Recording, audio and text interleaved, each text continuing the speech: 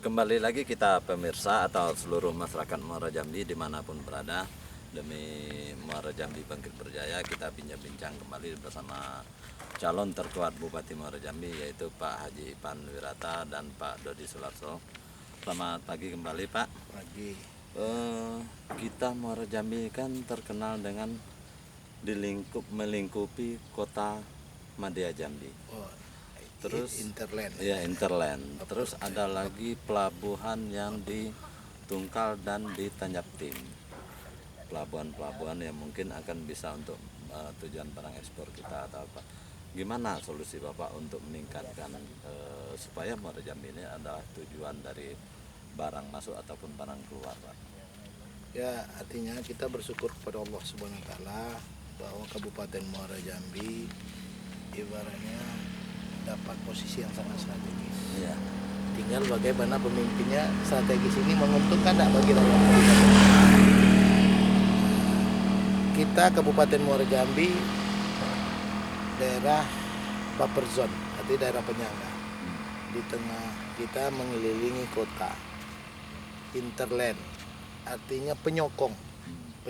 Jadi kita ini penyokong. Di mana-mana, daerah-daerah manapun di seluruh Indonesia, rata-rata daerah penyangga itu, daerah penyokong itu pasti pertumbuhan ekonominya baik. Kenapa? Dia mensuplai kebutuhan kota. Penduduk yang ramai itu kan di kota. Makanya kita, untuk inilah saya harus punya strategi ke depan.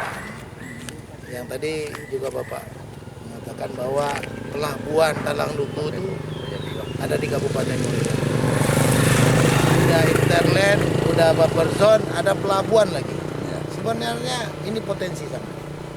Industri yang ada di Kabupaten Muara Jambi 5,7 triliun secara penghasilan seluruh industri selama setahun. Itu 20% ada di Kabupaten Muara Jambi. 20%, Pak. Artinya 1,2 triliun ada berputaran. Nah, ini ke depan saya memang harus bekerja sama. Integrate antara pemerintah dengan masyarakatnya, antara pemerintah dengan pengusahanya. Kita memang CSR, Corporation Social Responsibility, ini peraturan daerahnya harus kita percepat supaya jelas berapa sih keuntungan bersih dari perusahaan tersebut yang bisa secara peraturan daerah ini bagian terhadap menambah kekuatan anggaran untuk membangun Kabupaten Muara Jambi. Nah, untuk itulah kita harus juga bersinergi ya dengan pemerintahan provinsi, dan ini provinsi punya visi Jambi Tuntas, Muara Jambi punya Bangkit Berjaya.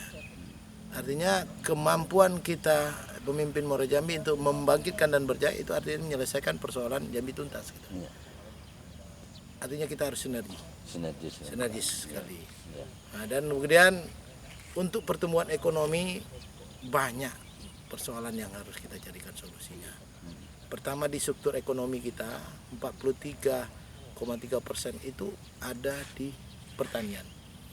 Pertanian itu ada pertanian tanaman pangan, hortikultura, peternakan, juga perikanan, dan juga perkebunan. Kita lihat waktu harga sawit karet turun, itu kan berpengaruh terhadap pendapatan masyarakat Muara Jambi. Kalau pendapatan berkurang, pasti juga kegiatannya juga berkurang, ekonominya pasti miskin. Nah, ini akan berdampak kepada ya pasar terhadap dan ekonomi lain, pendidikan, kesehatan. Masyarakat tidak punya duit, bagaimana mau berobat? Ya, tidak punya duit, bagaimana menyekolahkan anak sekolah tinggi dan lain-lain. Ini berdampak, makanya ekonomi, struktur ekonomi saya betul-betul supaya pertumbuhan ekonomi. Waktu tahun 2014 itu 8, sekian. Sekarang 5, sekian pertumbuhan ekonomi. Ini harus, nah, kita lihat dari mana mulainya. Apakah infrastruktur jalan membuat pertumbuhan ekonomi berkurang? Ya. Apakah pendidikan? Terukur pertumbuhan ekonomi terhadap infrastruktur dengan kondisi jalan tadi 75% minimal harus dalam keadaan mantap. Ya. Nah, makanya ruas-ruas utama yang membuat sentra produksi itu adalah ruas Nyogan Sungai Bahar. Itu sekitar 31 kilo. Yang kedua, ruas utama yang sangat potensi juga Sungai Gelam. Itu adalah Simpang Ahok, daerah Bumi Pekerman, Bufer, sampai ke titik ujungnya di Dusun Pompa, itu Kecamatan Sungai Gelam, dan masuk ke batas Sumatera Selatan. Ya. Itu diperlukan sekitar 29 kilo. Nah, ini sangat penting sinergi pembangunan dengan pemerintah, karena ini ruas utama. Ya. Ruas, kalau ini selesai, insya Allah harga-harga yang komoditi tadi, yang pertanian tadi, mudah-mudahan akan bisa bertahan, akan baiklah, dan akan menguntungkan para petani. Betul. Tapi cara membangunnya, kalau 31 kilo, kalau dari simpang Nyokan sampai ada simpang Pete itu ya, Ya. sampai ke unit 1, kalau 31 kilo aja kali 8 miliar kali Jadi beton itu, Pak, ya? 32,4 Iya. 240 miliar ya. Ya, 240 miliar. Kalau 8 miliar. Iya, 8 miliar Nah, ya. tapi kalau 4 miliar kali 31 artinya 120 miliar. Ya. Nah, kalau menurut saya komposisi lah. Bukan 40% rigid, 60% aspal. Iya. Tapi dilihat daerah-daerah postur tanah yang labil itu mungkin pakai rigid beton. Iya.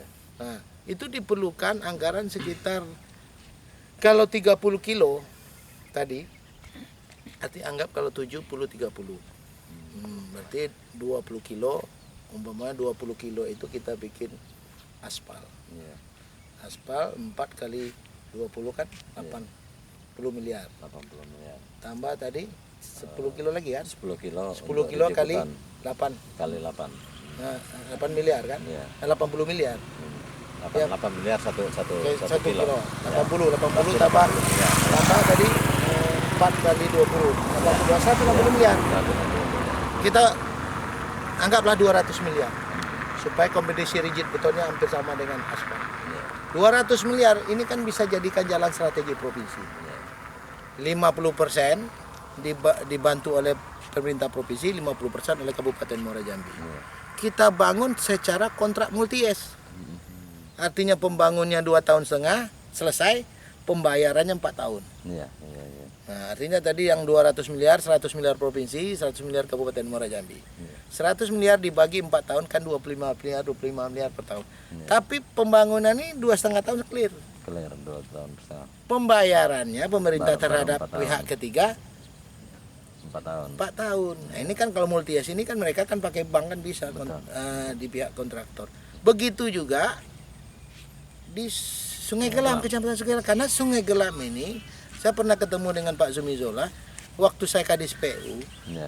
Itu kan kita udah ada mendesain sport center.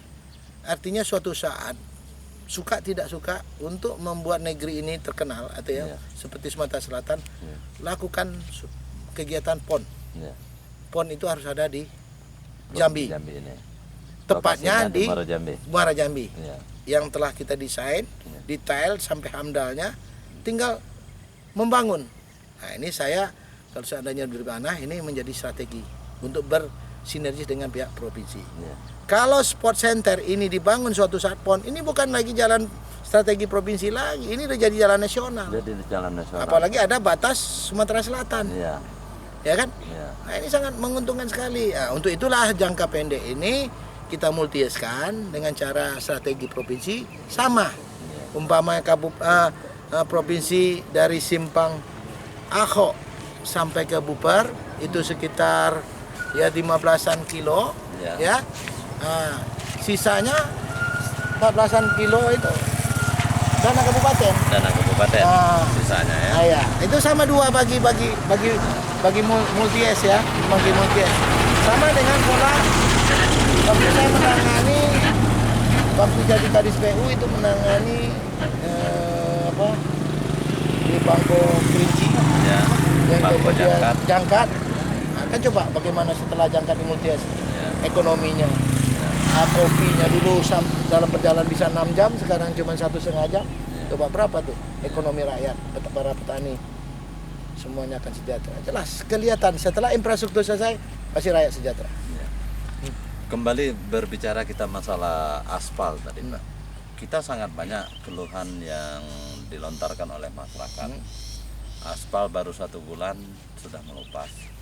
aspal baru 1 bulan sudah berlobang. Ini apa kendala sebenarnya Pak yang terjadi? Sebenarnya di desain itu udah jelas ya, di perencanaan. Makanya perencanaan itu kan kalau manajemen itu ya ada namanya planning, organization, actuating, controlling.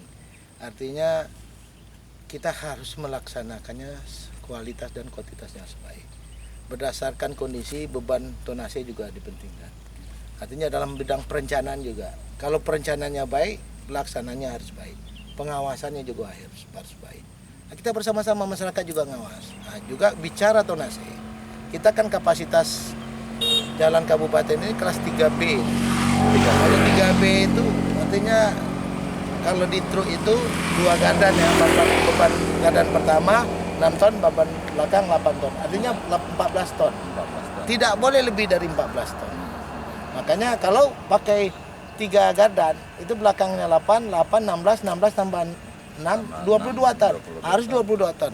Makanya perlu kita jembatan timbang tadi kan. Nah, tapi kan sekarang bagaimana? Jalannya belum selesai, tapi kita udah pakai aturan. Nggak bisa, maka clearkan dulu dengan cara mulia.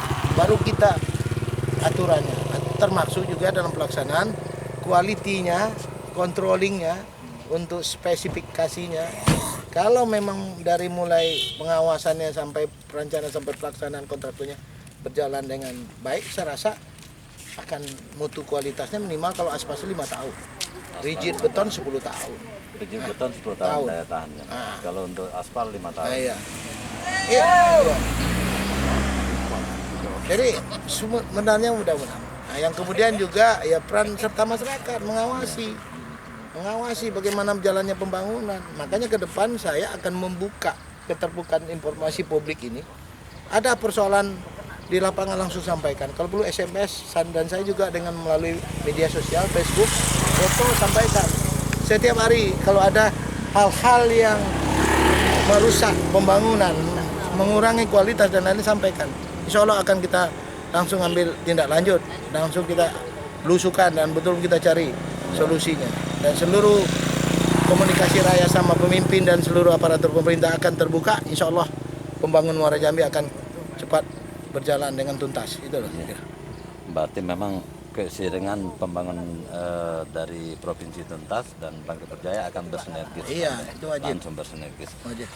Pemirsa, kita untuk rehat sejenak bersama calon terkuat Bupati Muara Jambi.